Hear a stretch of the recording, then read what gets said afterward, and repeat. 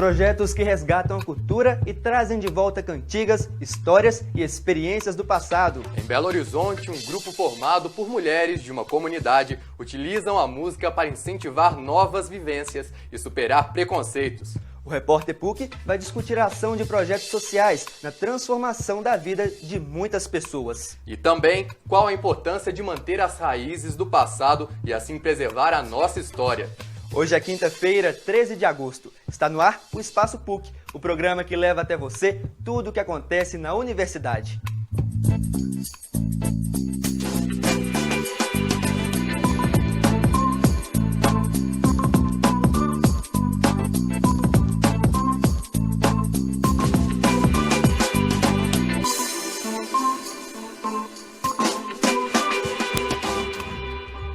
Olá, boa tarde. Eu sou o Lucas Franco e a partir de hoje estarei com vocês todas as quintas-feiras no Repórter PUC. E para começar o programa de hoje, vamos conhecer um grupo formado por mulheres do bairro Alto Vera Cruz, em Belo Horizonte, que encanta o público com as famosas cantigas de roda. As meninas de Sinhá, como são conhecidas, já participaram de importantes festivais, foram premiadas e ganharam o mundo. A nossa equipe foi até a sede das meninas de Sinhá para conhecer o trabalho desenvolvido por elas. Confira na reportagem de Clara Bernardes.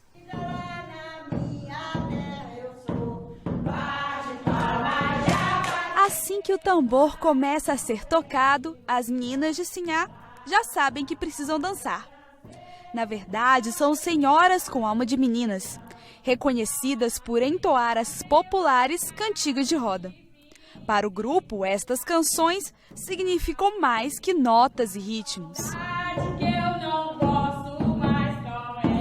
As cantigas de roda me traz a recordação da minha infância, dos meus avós, das pessoas antigas, do interior onde eu nasci e vivi, né? A gente cantava nas festas de São João, nas festas juninas, nas noites de lua cheia, né?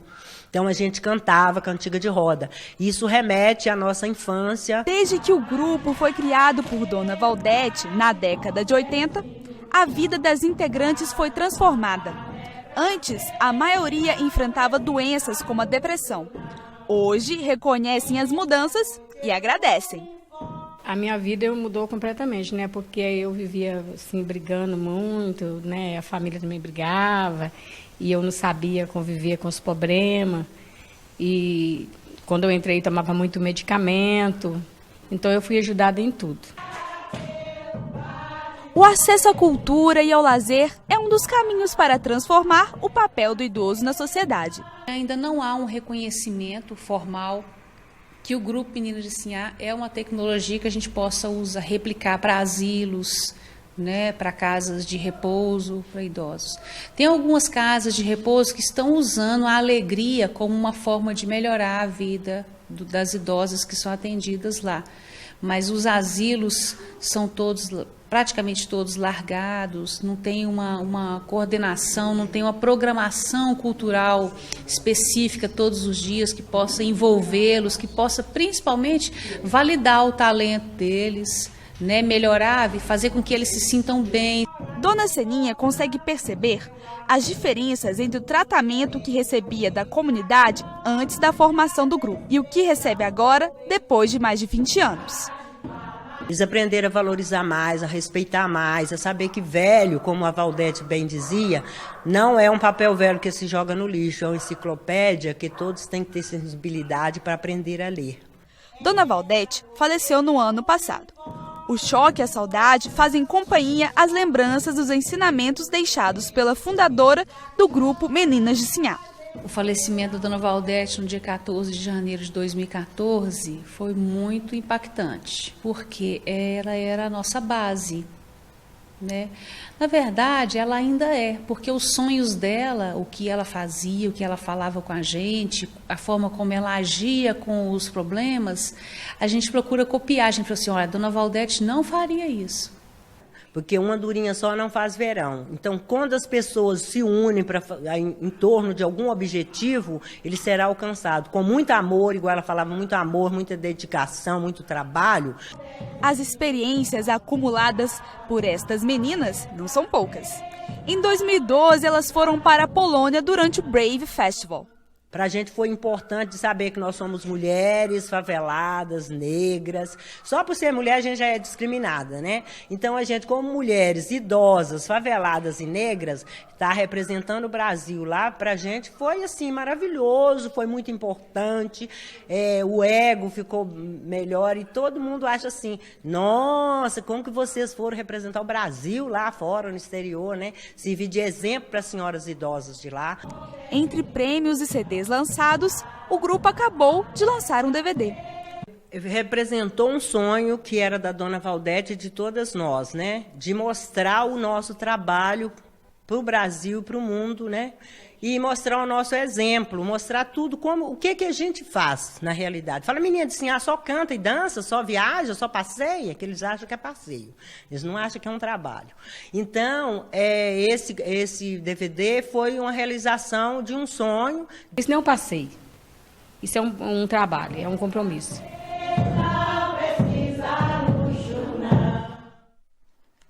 E para falar sobre os grupos que relembram e resgatam a cultura popular, recebemos aqui no estúdio o folclorista Carlos Felipe Horta. Também recebemos o professor do curso de Psicologia da Newton Paiva, Bernardo Nogueira, para abordar o papel de projetos como esse da Menina de Sinhá na vida das pessoas. Sejam muito bem-vindos ao Espaço PUC. Obrigado pela presença. Professor Carlos Felipe, existe uma diferença entre o resgate da cultura popular e do folclore? Não, existe uma diferença, aquelas pessoas que pegam o folclore e adaptam. É o caso típico das Meninas de Sinhá, que fazem uma adaptação do folclore. Elas não são um folclore autêntico. Mas, por exemplo, você pega um congado, é folclore autêntico. Isso se chama, dentro do estudo da cultura popular, uma dinâmica do folclore. Porque o folclore ele é utilizado. Não é um fenômeno brasileiro, em qualquer parte do mundo isso acontece. Então, por exemplo, você pega esses balés famosos russos, o Bolshoi, por exemplo, eles todos pegam, os grandes compositores pegam folclore, fazem adaptação. Então, é uma adaptação. E é realmente uma bela adaptação, porque elas pegam aquilo que elas ouviram das mães, dos pais, que elas aprenderam na comunidade, resguardam e, de certa forma, elas se transformam em guardiãs daquele fenômeno que está na comunidade. É um papel muito importante. É bom até que saber que não é só elas, não são apenas as Meninas de Sinhá que fazem isso. Nós temos um exemplo anterior, de que foi um trabalho maravilhoso da família Alcântara, no Vale do Aço, que fez um trabalho assim, maravilhoso de preservar a cultura negra, preservar a espiritualidade negra de uma maneira muito clara, né? E temos outros grupos, a Ruanda, por exemplo, né? E assim por diante. E falando da presença dessas manifestações, né, em comunidades, professor Bernardo, como psicólogo, né, a gente queria uma visão de que forma o senhor analisa o impacto social dessas manifestações na sociedade, né, em determinadas comunidades. Bom, o que acontece é que a cada vez que nós tocamos o folclore, cada vez que nós tocamos a cultura, cada vez que nós voltamos ao passado, isso faz com que aconteçam dois fenômenos. Um fenômeno que é o da necessidade de manutenção de uma identidade e da manutenção de uma narrativa, mas ao mesmo tempo, e talvez esse seja o mais importante, é a possibilidade de reconstrução do presente. Quer dizer, a cada retorno ao passado, nós informamos novamente o presente. E me parece que as consequências da abordagem no folclore, as consequências do encontro com a arte, eles criam uma nova perspectiva. Então, a meu ver, a cada vez que a cultura toca o social, e essas coisas são indissociáveis, obviamente, né? O social se forma pela cultura e vice-versa, eu acho que isso é sempre uma reinvenção do presente cada vez que nós voltamos ao passado e buscamos essas referências. Professor Carlos Felipe, as Meninas de Sinhá, elas trabalham nesse resgate, né, das cantigas de roda. Muitas pessoas, por exemplo, nossos avós, nossos pais, eram acostumados a escutarem essas músicas quando crianças. E hoje em dia, ao relembrar, pode causar uma sensação boa e também no lado cultural. Como o senhor avalia? O aspecto mais importante, aquilo que o professor Bernardo falou, é a preservação da identidade. Quando se preserva a identidade, ela se transforma, de certa forma, na mídia que faz com que aquilo que existiu ou ainda existe não vá morrer. Então, o mais importante é que elas ajudam na sobrevivência dessa identidade, dessa cultura. Esse fenômeno é muito importante e é muito importante que hajam esses grupos também, existam esses grupos, porque, de certa forma, eles nos levam até ir atrás da identidade natural, da cultura pura. Quer dizer, quando você vê as meninas de Sinhá, de repente você vê, por exemplo, que tem ainda de autêntico ainda que faz isso? Será que temos grupos que fazem isso? Será que temos pessoas que fazem isso? Né? E temos.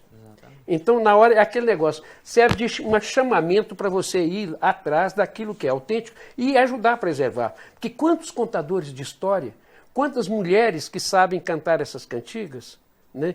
Eu tenho até com um fato pessoal meu, eu escrevi um livro sobre essas coisas que eu ouvi dos meus pais, meus avós, um livro chamado Os Cadernos do Meu Pai e Minha Mãe. Que é exatamente essa preservação que eu tentei fazer daquilo que eu ouvia dos meus avós, dos meus bisavós e deles próprios. Né? Então, e isso pode acontecer e qualquer pessoa pode fazer, porque a memória oral é, sim, assim, de uma maneira clara, a identidade maior de um povo. E muitas dessas mulheres que participam do Meninas de Sinhá, elas vieram do interior e carregam, né, tradições do interior com elas, como as cantigas, né, como a prosa. Resgatar isso.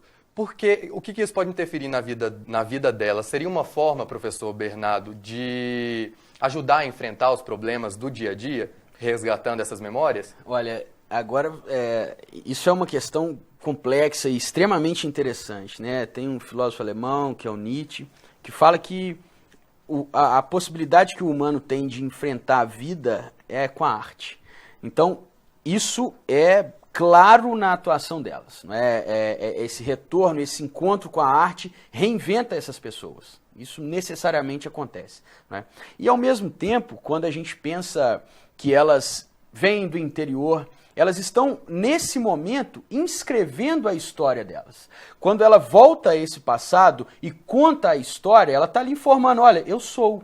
Então, o eu sou dessas senhoras é o que elas construíram na estrada que elas viveram. Cada ruga que está ali é um verso das músicas que elas cantam. Cada mão calejada é um passo que elas dão naquela dança. Então, quer dizer, esse encontro com a arte, esse retorno que elas fazem, é uma maneira de preservar a identidade, mas mais importante, para inscrever no tempo presente a existência delas mesmas e, obviamente, um resgate extremamente autêntico, não é? Professor, agora a gente dá uma pausa nesse nosso bate-papo. Nós vamos para um rápido intervalo. E no próximo bloco vamos continuar a nossa conversa sobre a importância de projetos sociais que podem causar transformações nos sentimentos e comportamentos das pessoas. Não saia daí!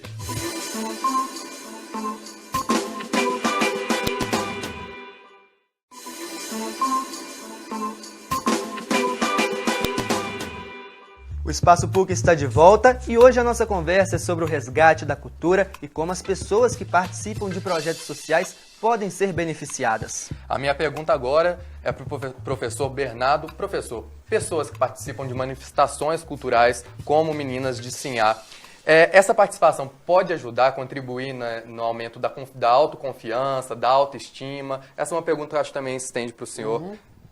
Pode fazer. Bem, nem é preciso dizer, quando a gente vê o depoimento daquelas, elas já responderam por si mesmas.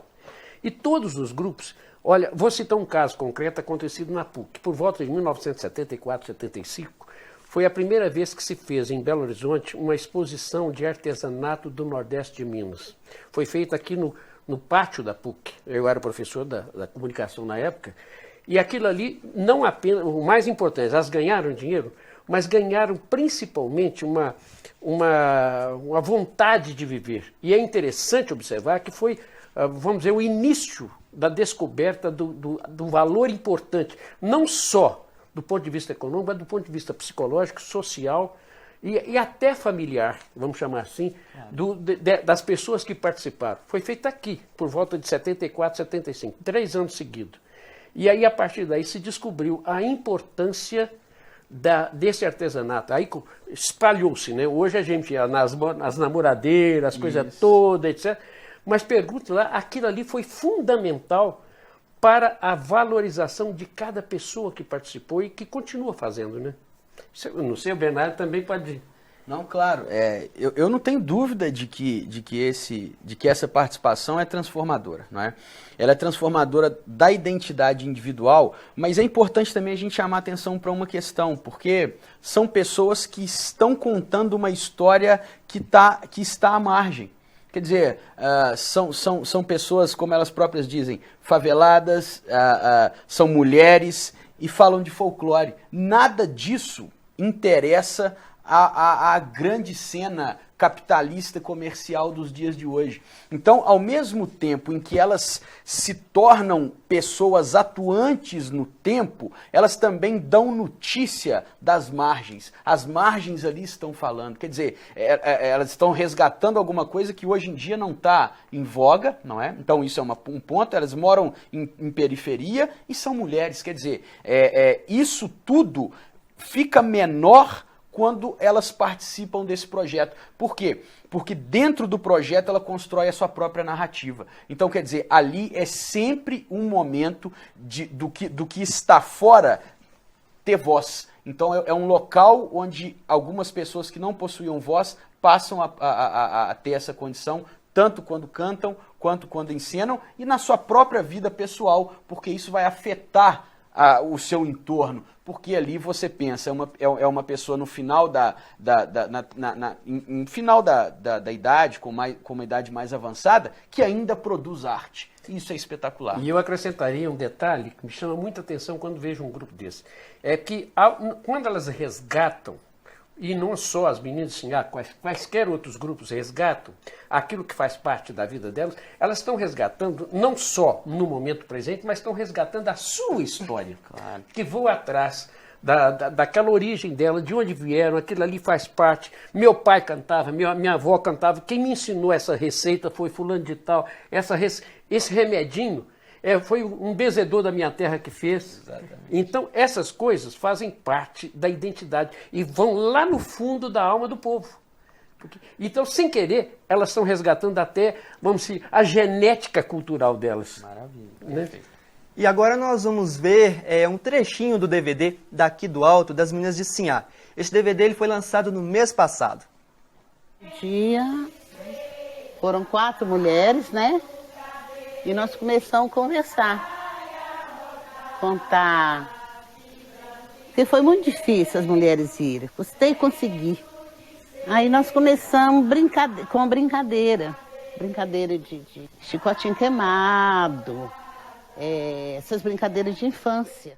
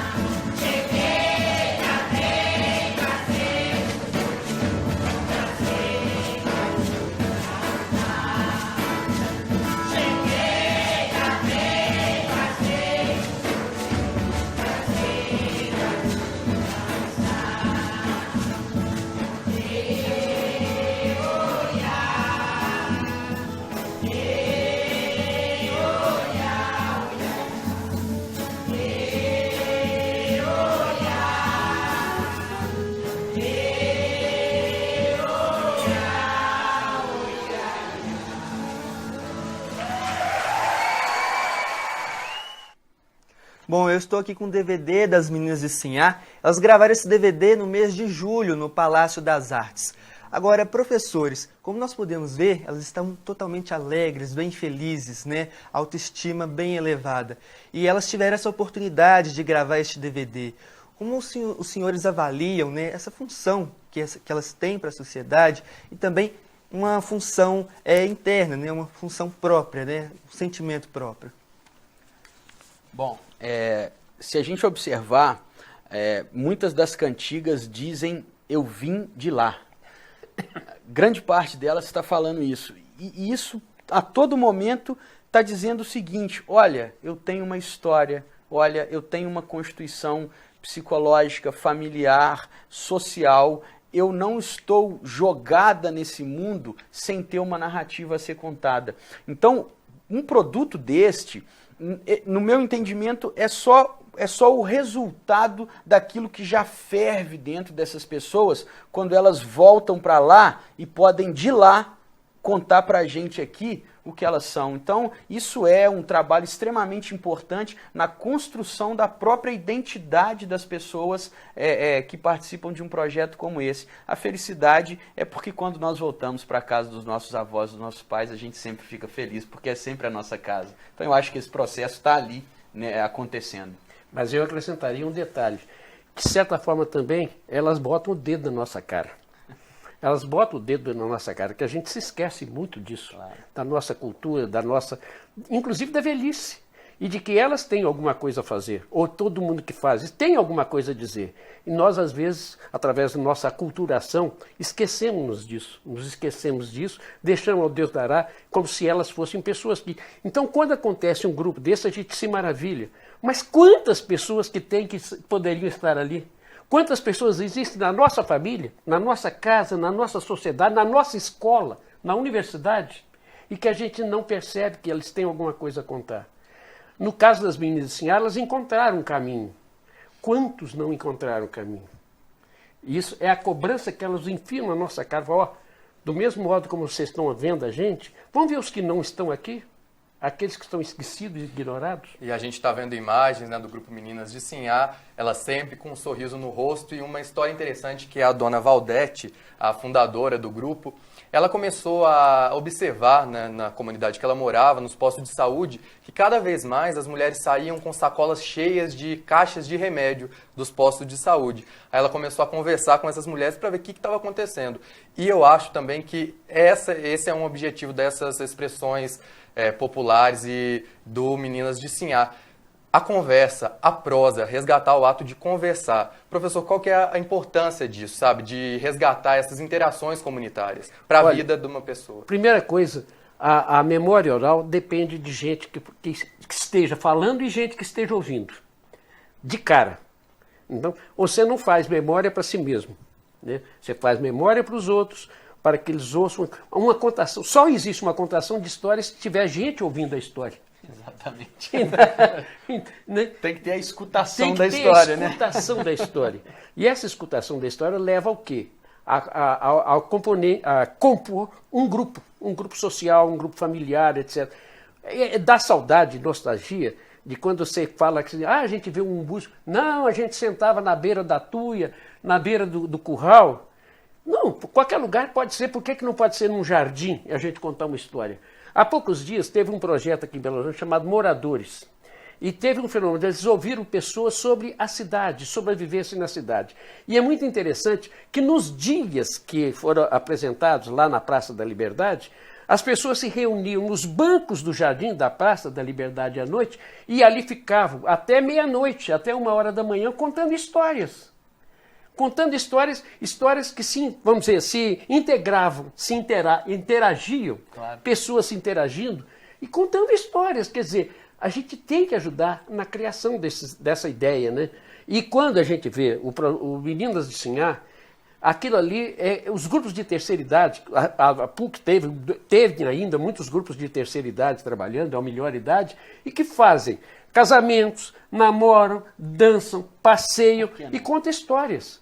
Foi lançado até um livreto sobre histórias dessas mulheres da PUC, aqui da PUC, já há muito tempo, talvez já tenha a turma nova já deve ter se esquecido disso.